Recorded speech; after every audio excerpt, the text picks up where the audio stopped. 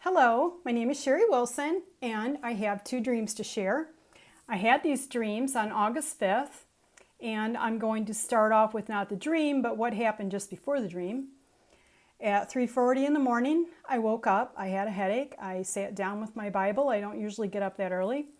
And I've been journaling. I've been opening to random scriptures and writing them down until I feel like I've been blessed. So I randomly opened my Bible to Nehemiah 10, 28, and 29. I read the verses and they didn't make any sense to me.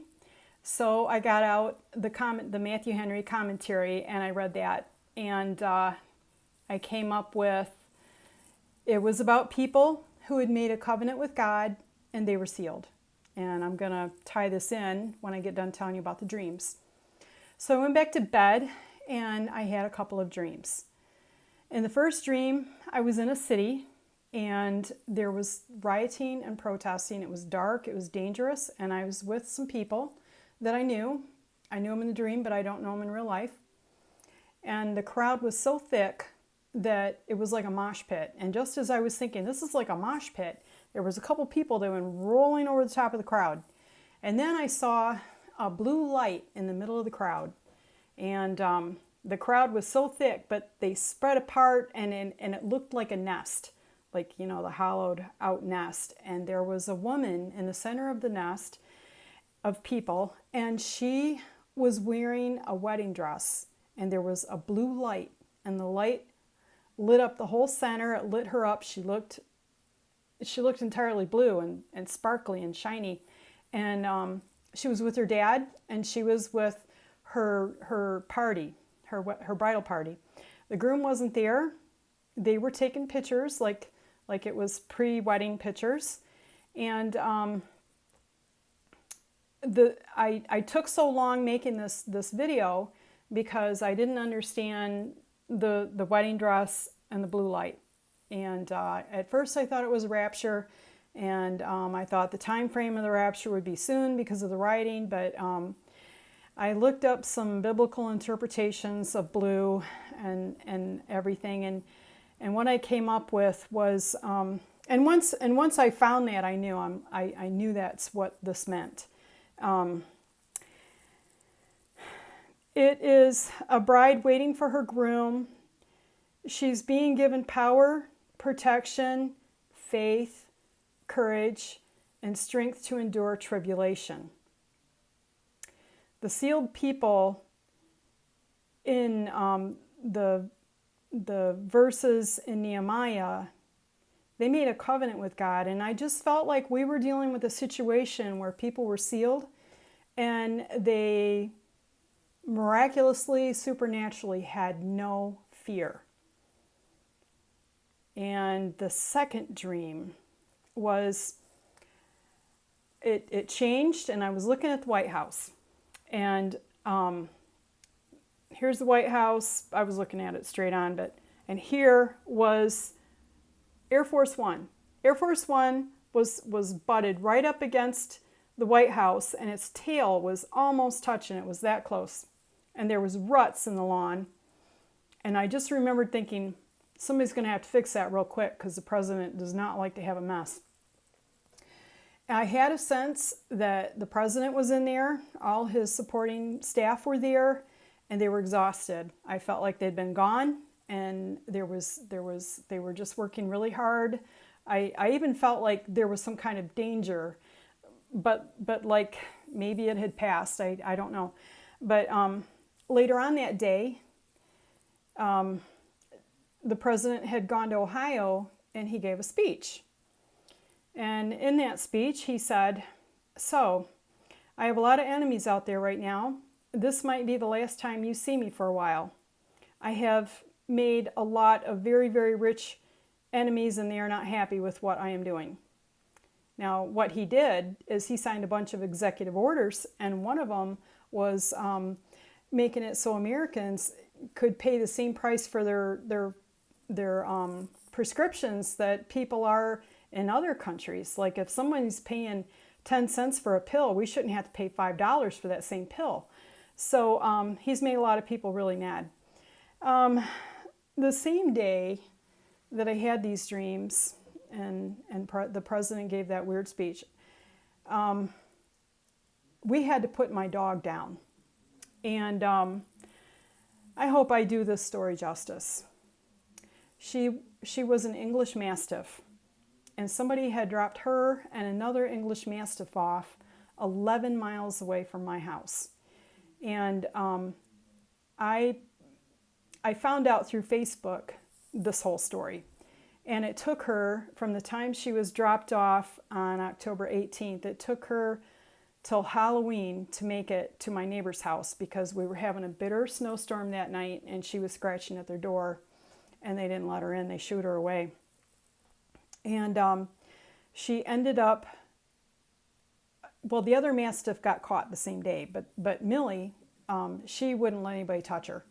And so she ended up shooed away from the neighbors, and a couple days later I'm noticing all the cat food I'm putting out, I'm having to refill it because I put it by my back door for my cats. I thought maybe we had a groundhog or skunks or raccoons, something was eating this food, and so I would keep putting more food out because I didn't want my cats to go hungry. And one day I looked out and it was this dog. She was scarfing it down, and I chased her away because I thought she lived across the street, but she didn't. And a couple of days after that, my other neighbor out back, she sent me a picture of this dog in the field, and she looked pathetic, and she sent me this picture and she said, "Do you know whose dog this is?" And so that's when I knew that we had trouble. So a couple days after that, she was tearing up a bag of trash I'd set out by the back door, and I got a picture of her, and I noticed that she had a tumor on her neck. And I put it on Facebook, and I didn't even know for sure what kind of dog she was. She was an English Mastiff for sure. And I went on the For Love of Louie Facebook page, and I was trying to find the owner, and that post was shared 2,400 times. That's how hard everybody was trying to find the owner. And I was desperate to find the owner because that dog was going to die out there. She wouldn't let anybody near her. And so I had 3 different rescue groups try and help me. The first one came out and set a live trap. She set that off. It scared her to death. I couldn't get her to come back to the back of the house, and I had to go through a whole bunch of drama trying to get her to come back in my yard again. And then another rescue group came out, and they were trying to track her and find out where she was sleeping, and it kind of chased her off. And then the other rescuer that helped me, she was she's actually a professional trapper that works with the sheriff's department. And she came out because she was worried about the other rescuers scaring her off completely. And this woman had a lot of tricks. If you ever want to trap a dog, just ask me. I can hook you up. Anyway, we set a dog kennel in the front yard and rigged up a rope, and I was in a room in the house, and I had cameras. I mean, we had all this technology trying to catch this dog. And it still took, from the time we set up the kennel, it probably took another 4 or 5 days to catch her. We caught her the night before Thanksgiving. So from the night before Thanksgiving was November 27th to August 5th, it was 253 days.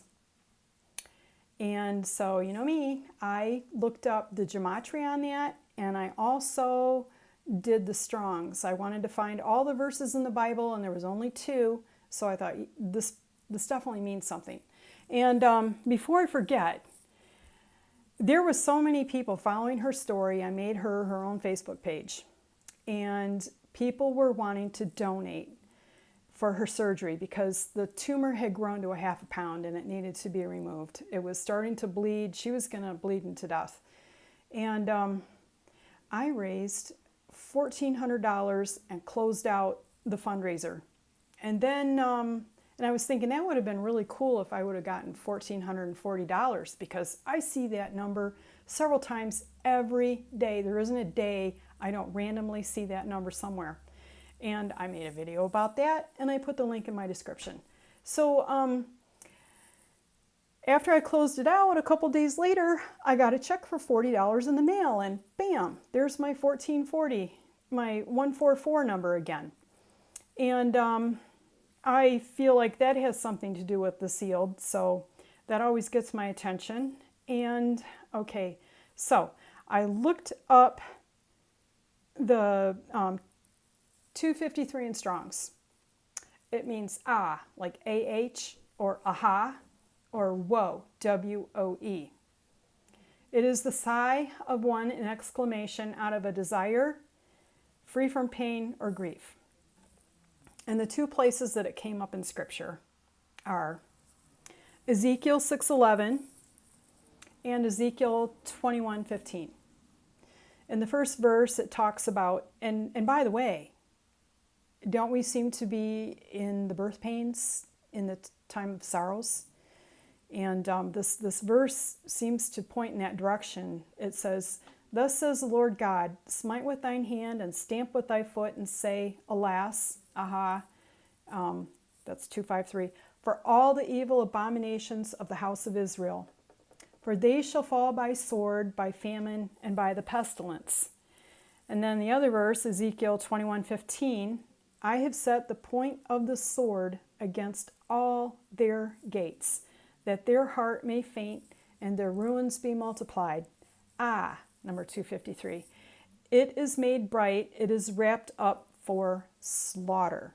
Now, I have said, I don't know in how many videos, that I have seen Christians being slaughtered, and I have seen Russia and China making war with us, and I have seen civil war. Okay, so I looked up 253 in Gematria. This one, I don't know what to think. My pale horse dream that I made, the video, the Gematria nailed it. Let's see if this happens again. I hope not, but I have a feeling. The first word was barren, and then stock, Bible related, missile, red lines, kidnapped, be back soon, and microchip. August 4th, the day before I had my dream, was the day of that explosion in Beirut. Now, I saw a video in infrared where you could see a missile coming down. Now, a lot of people are saying it's CGI. It keeps getting taken off YouTube. And now I'm like, I don't know, because I was pretty sure it was CGI. But since I saw a missile in the Gematria, I don't know. I hope I got all of this. That's so to make sense of this. People who made a covenant with God and were sealed was my first verse, and it tied into the bride waiting for her groom, bathed in blue, that seemed to be supernaturally protected. It represented her waiting for her groom, the groom not with her, that she was given power, protection, faith, courage, and strength to endure the tribulation. The second dream, the president needs our prayers. He's in trouble. He's tired. He's tired. He is so tired.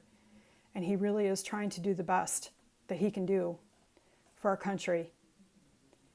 And he has a lot of very powerful enemies. And he needs to be held up in prayer. I had a dog for 253 days that I never should have had. I never planned on keeping her. And I just couldn't help but think the Lord had sent her our way, and that she needed me, and I needed her. She was a blessing to have. And she died that day of the dreams, and it was 253 days, and I raised $1,440. So if this isn't synchronicity, I don't know what is.